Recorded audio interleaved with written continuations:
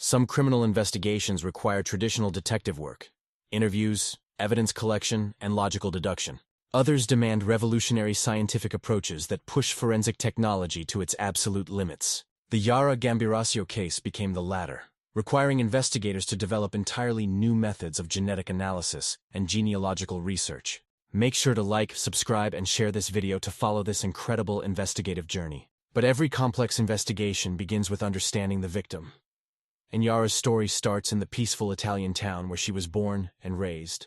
On May 21, 1997, Yara Gambirasio was born in the small Italian town of Brembate di Sopra, nestled near Milan, with a population of just over 7,000 residents. This peaceful community was known for its tranquil atmosphere, historic architecture, and beautiful natural surroundings that made it an ideal place to raise children. Yara lived with her loving parents and siblings, an older sister and 2 younger brothers, in a family that had deep roots in Brembate, with generations calling this town home. The close-knit community fostered a sense of security that allowed parents to feel comfortable letting their children move freely through the safe streets.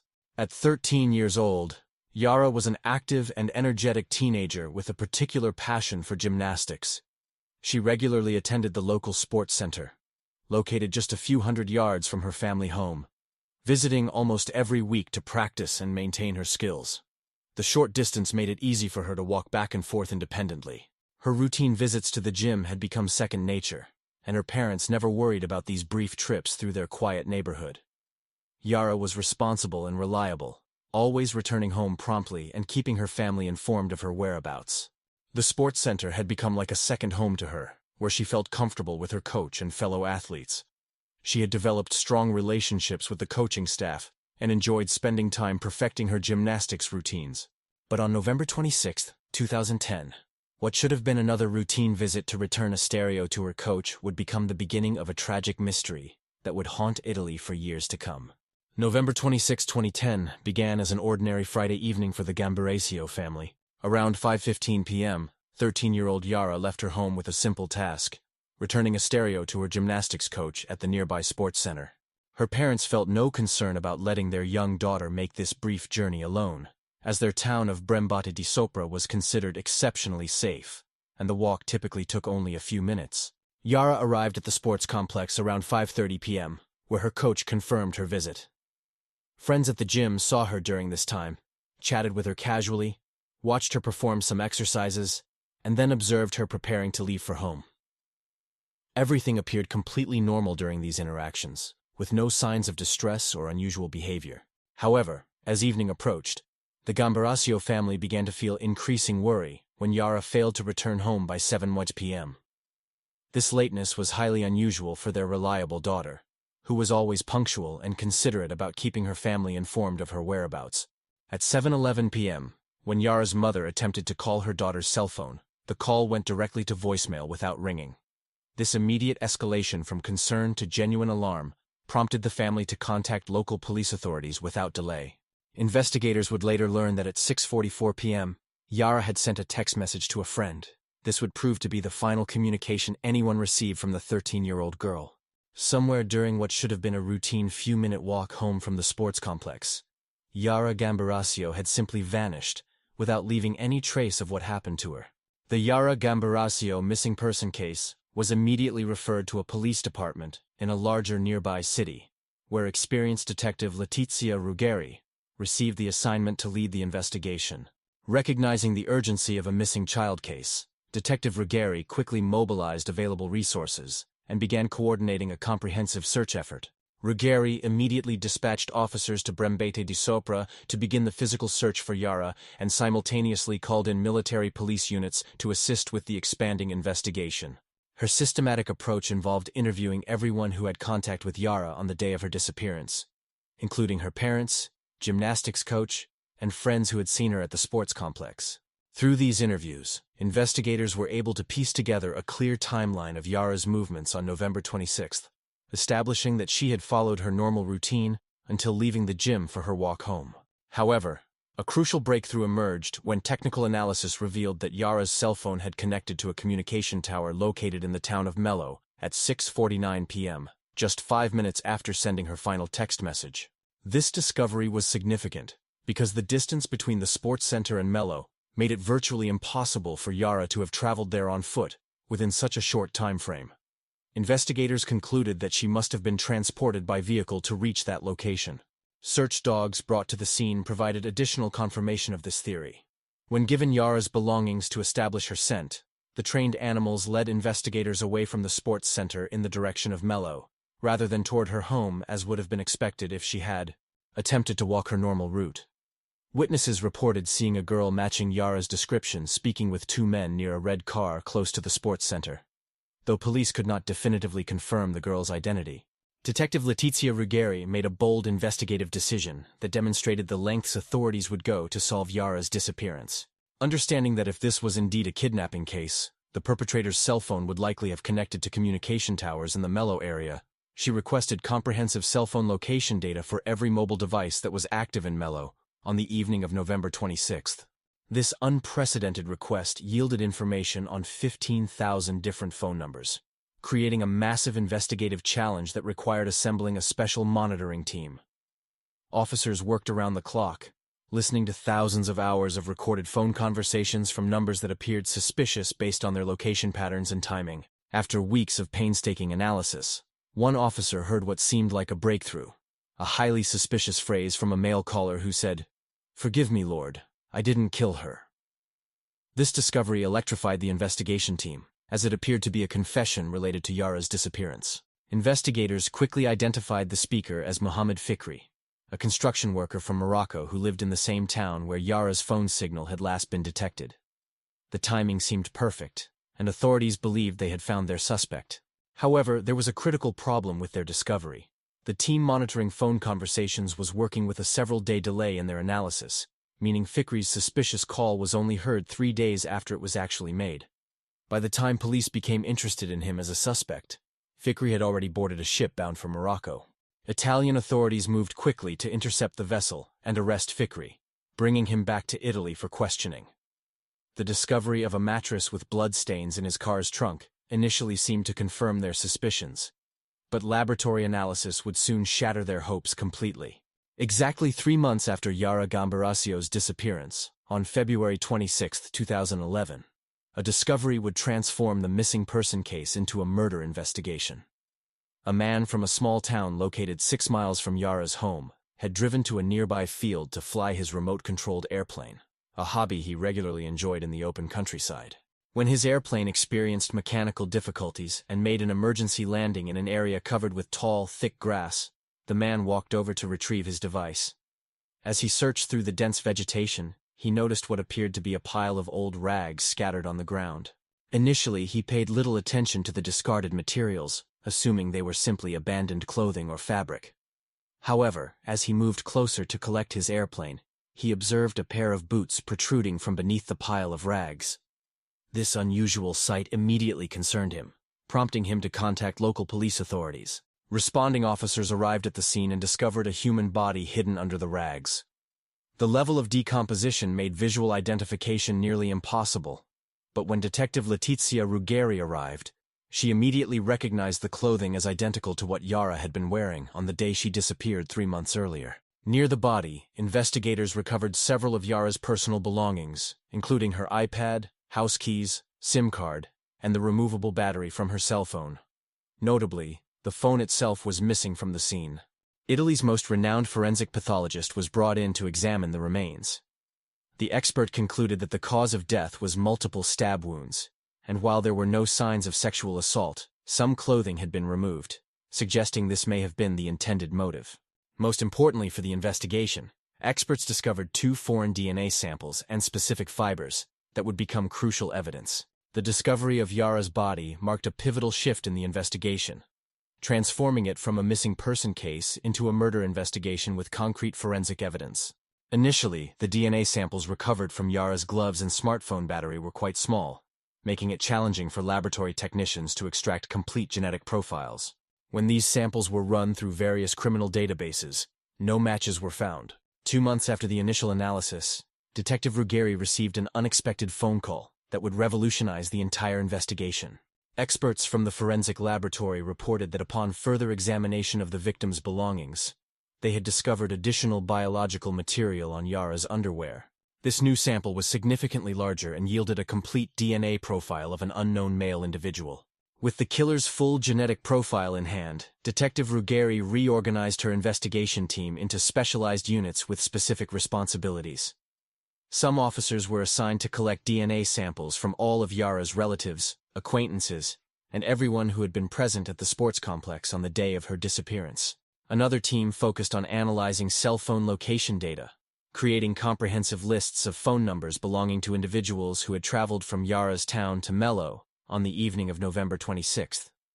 These individuals were then approached for voluntary DNA sample collection. The scale of this DNA collection effort was enormous, requiring the coordination of 3 different laboratories across Italy to process the thousands of samples being gathered. Even with this expanded capacity, experts estimated the analysis process could potentially take years to complete. In the following months, police collected thousands of DNA samples from potential suspects and persons of interest. However, despite the massive scope of their efforts, none of the analyzed samples matched the killer's genetic profile found on Yara's clothing. This led Detective Ruggeri to develop a new investigative theory focused on a nightclub near where Yara's body had been discovered. Detective Ruggeri's innovative thinking led her to focus on a nightclub located near the field where Yara's body had been discovered. This establishment had developed a reputation as a gathering place for individuals with criminal records and other questionable backgrounds, making it an area of interest for the investigation. Understanding that killers often dispose of victims' bodies in areas familiar to them, Ruggeri assigned several officers to establish surveillance at the nightclub during peak hours on Friday and Saturday nights. These undercover officers collected DNA samples from everyone entering the establishment, taking advantage of the club's membership card system to access information about past visitors.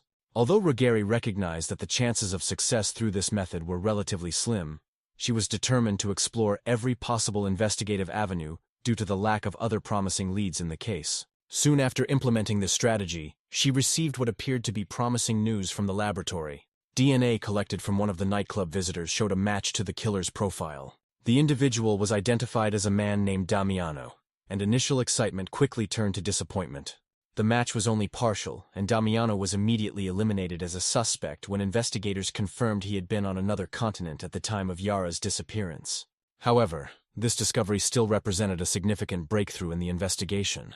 Forensic experts explained that since Damiano's DNA showed a partial match to the killer's genetic profile, he must be biologically related to the actual perpetrator. This revelation opened up an entirely new investigative direction for Ruggeri and her team. The investigation into Damiano's family revealed a shocking connection that would complicate the case further. Damiano's mother had previously worked as a housekeeper for Yara's family for 10 years, though she had left that position several years before the murder occurred. The partial DNA match discovery launched an unprecedented genealogical investigation that would become the most challenging aspect of the entire case. As months passed without identifying the killer, media outlets began heavily criticizing Detective Ruggeri and her investigative team, accusing them of incompetence and lack of dedication to solving Yara's murder. Several politicians attempted unsuccessfully to have Detective Ruggeri removed from the case. Despite facing intense public pressure and professional scrutiny, Ruggeri remained committed to exhaustively pursuing every possible lead. Her team began examining various family trees and historical archival records dating back to 1716, meticulously reviewing thousands of individuals connected to families that might be related to the partial DNA match. This painstaking genealogical research continued until September 2014, when investigators finally achieved a significant breakthrough. One particular family tree led them to a deceased man named Giuseppe, who was known by the nickname Geppi. Although Giuseppe had been dead for years, his widow had preserved several old postmarks that contained his saliva. Forensic experts managed to extract a usable DNA profile from these preserved postmarks. The laboratory results indicated that Giuseppe was very likely either the father or grandfather of the killer whose DNA had been found on Yara's underwear. Giuseppe had 2 sons, and investigators quickly obtained DNA samples from both men. However, they faced another unexpected disappointment when the laboratory results showed that while both sons were closely related to the killer's genetic profile, neither one was the actual murderer. This puzzling result left Detective Ruggeri and her team in a difficult position. The killer had to be closely related to Giuseppe's family, but none of the known male family members showed a complete DNA match. The only remaining logical possibility was that Giuseppe might have fathered a child with another woman, a child that his legitimate family knew nothing about. Detectives focused their investigation on uncovering this potential secret relationship, but discovering such sensitive and private information proved extremely difficult and time-consuming. The investigation into Giuseppe's potential secret relationship required Detective Ruggeri and her team to interview thousands of people who might have known or encountered him during his lifetime. This process was painstakingly slow and often led to dead ends, but investigators remained persistent in their search for answers. After nearly a year of interviews and research, investigators uncovered an intriguing pattern in Giuseppe's behavior. Since the 1960s, Giuseppe had been making annual visits to a spa complex near Milan, staying there for 2 weeks every May. Significantly, he never brought his wife or family members on these trips, always traveling alone to the spa facility.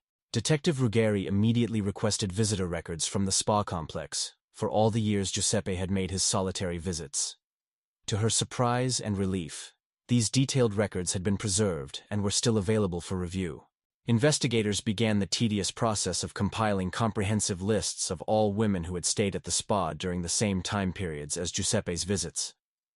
This cross-referencing work stretched over an entire year, but Ruggeri still could not identify Giuseppe's possible lover or secret relationship. Meanwhile, Italian media outlets discovered the investigation's focus on finding a secret child, and this theory sparked widespread public interest throughout the country. Journalists, eager to capitalize on the attention surrounding the case, began conducting their own independent searches for children born from extramarital affairs in the region. Surprisingly, these journalistic investigations uncovered numerous similar stories throughout the area. In one small village alone, reporters found 5 different cases of children born from secret relationships, demonstrating how common such situations had been in previous generations. This widespread media attention continued until 2014, when investigators finally received the breakthrough they had been desperately seeking. A tip suggested that Giuseppe might have had an affair with a woman named Esther Arzuffi, leading to a shocking discovery about previous evidence.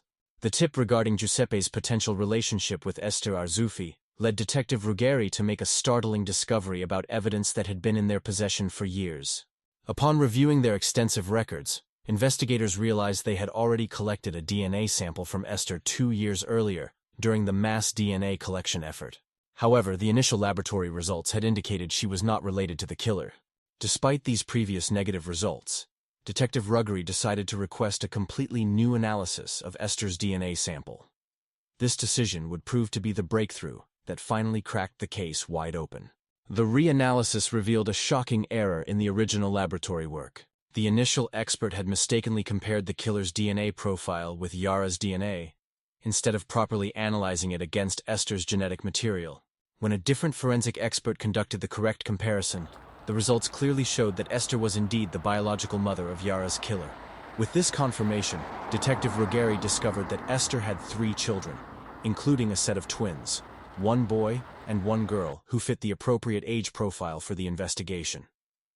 Although these twins were legally considered the children of Esther's husband, investigators strongly suspected that Giuseppe was actually their biological father. Since the killer's DNA profile clearly indicated a male perpetrator, the investigation focused on Esther's son. At the time of the investigation, he was 42 years old, worked in construction, and lived with his wife and children in Mapello. Significantly, this was the same town where Yara's cell phone signal had disappeared on the night of her abduction. Detective Ruggeri quickly developed a strategic plan to obtain his DNA sample without alerting the suspect to the investigation. She learned his daily travel route and arranged for a routine sobriety checkpoint to be established along that road, allowing officers to collect his saliva sample through a standard breathalyzer test. Almost 4 years after Yara's murder, Detective Ruggeri finally received the confirmation she had been desperately seeking. The DNA analysis of the saliva sample collected during the sobriety checkpoint showed a complete match to the biological material found on Yara's underwear. The suspect was identified as Massimo Bossetti, and on June 16th, he was arrested for the murder of Yara Gambarasio. Bossetti immediately denied any involvement in the crime and maintained his complete innocence, leading the case to proceed to trial. The trial began in summer 2015 and quickly captured the attention of millions of people across Italy. becoming one of the most closely watched criminal proceedings in the country's recent history. The prosecution built their case on multiple pieces of circumstantial evidence that, when combined, created a compelling argument for Bossetti's guilt. Investigators had discovered that Bossetti's internet browser history contained searches of an inappropriate nature related to minors, suggesting a pattern of concerning behavior. Cell phone location data revealed that on the evening of Yara's disappearance, Bossetti's phone was active in her town, but was mysteriously turned off at 5:45 p.m. and remained inactive until the following morning. This suspicious gap in phone activity coincided perfectly with the timeline of the crime.